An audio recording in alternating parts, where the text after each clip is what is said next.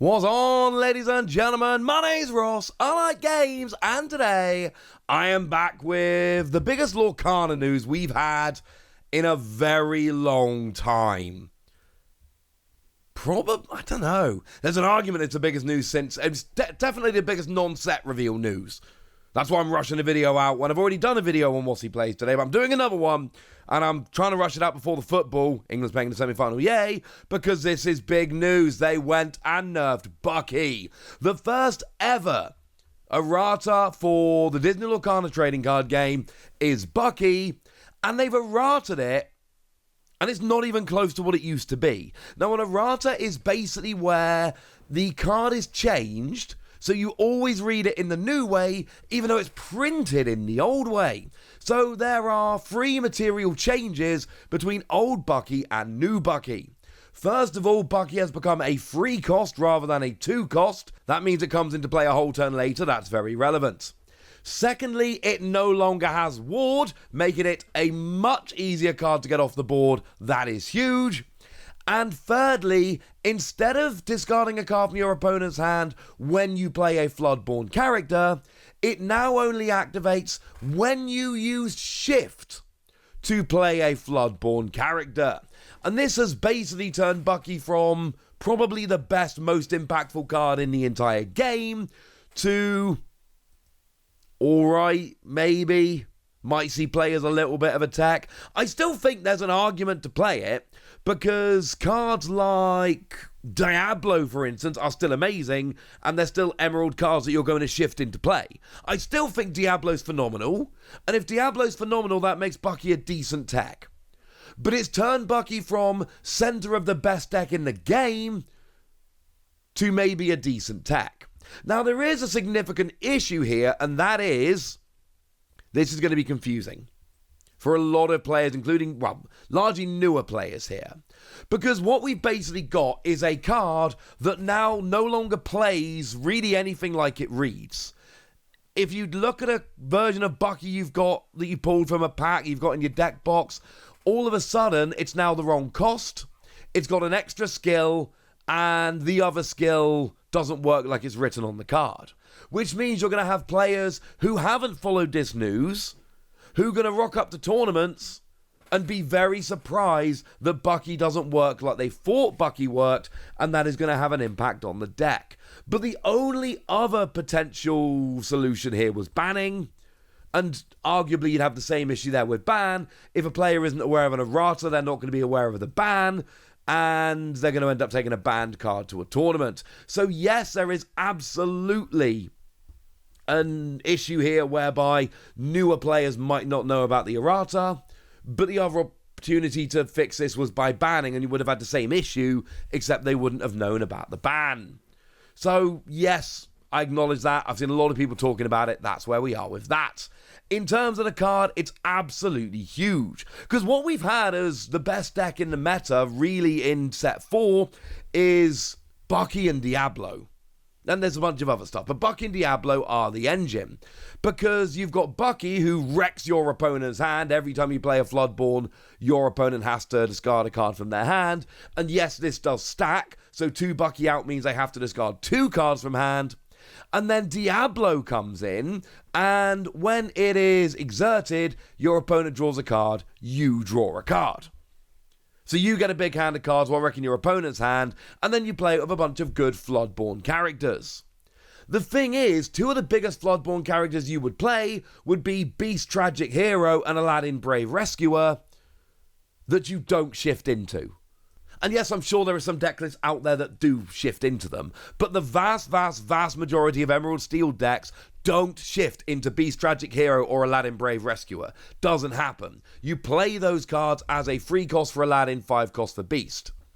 Well, now you can't do that anymore. And Aladdin especially does have a decent route to shift, because of course we've got the 1 cost Aladdin Resolute Swordsman, and you can discard a location in order to shift.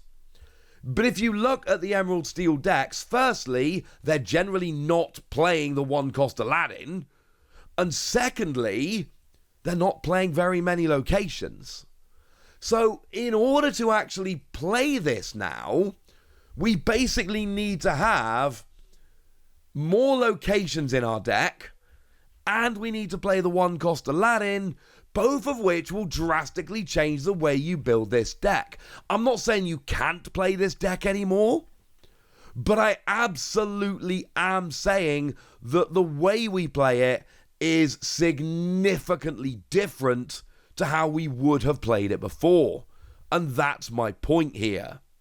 So why did this actually happen? Why did we see this change coming down? Well, here's what they said on the website. Errata is not something we take lightly or want to do too often, so we want to give some context for our plans. Errata and bans going forward will be planned to be effective at the hobby launch of the next set, unless a change is deemed immediately necessary. We want to preserve a fun environment for the game and address cards that cause negative experiences for players of all levels. We're looking for ways to make printed versions of the updated card available to players later this year, and it will be corrected in any future printings. And then it says that it will be effective as of August the 9th. So yes, they are printing a new version of Bucky with the change, which is awesome, but Bucky came around in set 2. We've had that out for a while now. There are a lot of pre-errata copies that are out there in the wild, out there being played in decks. They also then went on to say, Ursula's return gave Bucky players the opportunity to discard multiple cards from opponents' hands as early as turn 2, while building up a board that was very difficult to interact with, creating a stressful environment that just wasn't fun. Ward also made Bucky close to untouchable, taking away player agency to deal with a powerful and cheap threat. For these reasons, we're increasing Bucky's cost to free and removing Ward from him. Additionally, we feel that requiring Shift better represents a Floodborne experience, as many decks utilizing Bucky have mostly ignored using the Shift mechanic outside of one Sinister Bird. That is what I was saying a minute ago. Diablo we tend to shift, the others we don't. And that was the big change. Being able to shift into Diablo by just discarding an action card from hand, that really did make a huge difference.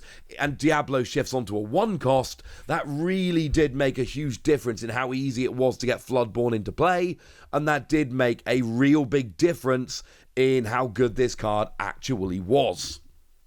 Now, in terms of the Ward, that is also a very, very big loss, because Ward is a skill that basically says you cannot be chosen by your opponent's effects.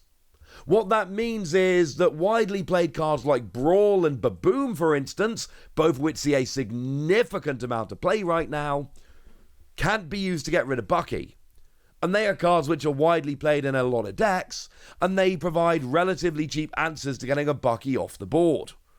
Well, they don't because of Ward, but now they will. So when you combine the fact that Bucky is more expensive with the fact that it no longer has Ward and is easier to remove, and the fact that you now really need to rebuild your deck to use more shift mechanic in order to actually make Bucky as good as it was, you end up with a card which it really is a shadow of its former self. It is not the same card it was pre-errata, and it is not even close. I still think it's got some value as a tech if you are playing decks with Floodborne characters and you're playing Emerald and you're using Shift, and remember Diablo is still amazing, but there's a lot of ifs coming in here.